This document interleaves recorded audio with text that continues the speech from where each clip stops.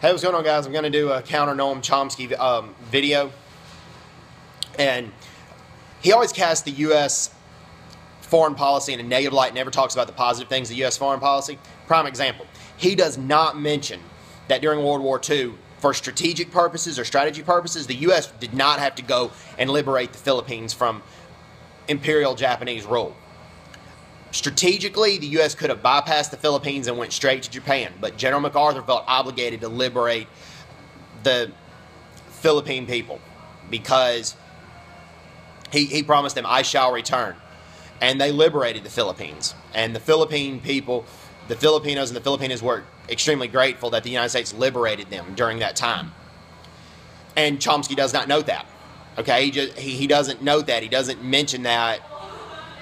Also, he goes as far as to say that Japan, when Japan attacked Pearl Harbor, that it could have been a defensive mechanism because before Pearl Harbor, the U.S. published some articles in their newspapers and about some of their new-made bombers saying they could bomb Japan and things of that nature.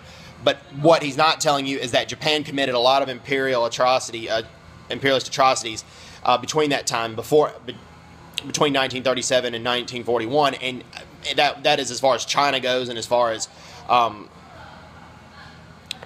China goes. Now, Korea, between 1910 and 1945, Japan committed a lot of atrocities. And Chomsky does not go into detail about the atrocities Japan committed on Korea. Okay? During that time, and historians have noted this, Max Hastings, a British historian, and then American historian Bruce Cummings, of the atrocities Japan committed against Korea. They made women work in the mines wearing no clothes. They also charged 25% interest in banks just because the people applying for loans were Korean. Chomsky does not mention that.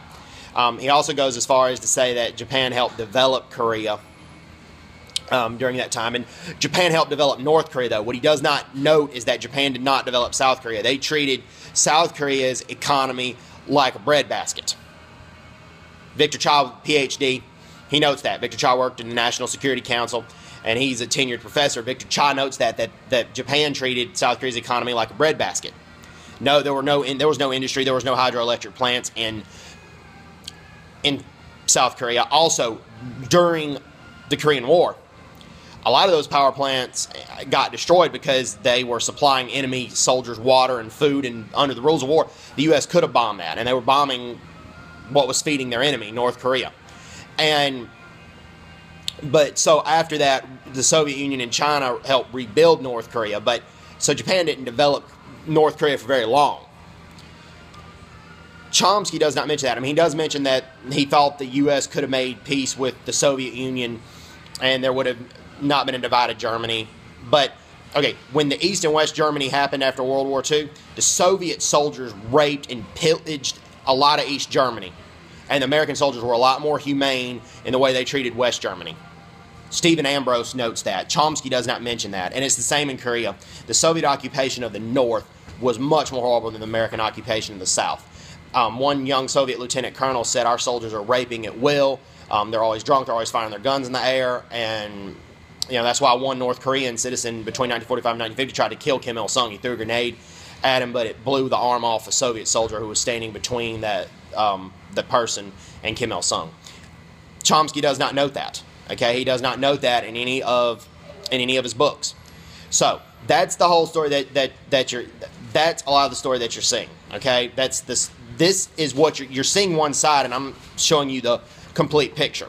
Okay,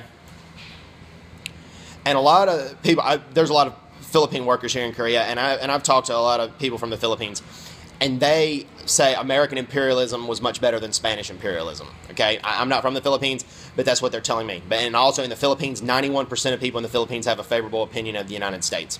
The U.S. trains the Philippine Army today to help them fight a terrorist group called the New People's Army, a communist terrorist group that's killed many people. The New People's Army threw a grenade in an Easter service one time in 1981 and killed a bunch of innocent women and children. So, hope everybody's doing well, and God bless America, and this is the complete story that Chomsky's not telling you, and more videos to come. Hope everybody's doing well. Take care. God bless. Bye-bye. Bye-bye.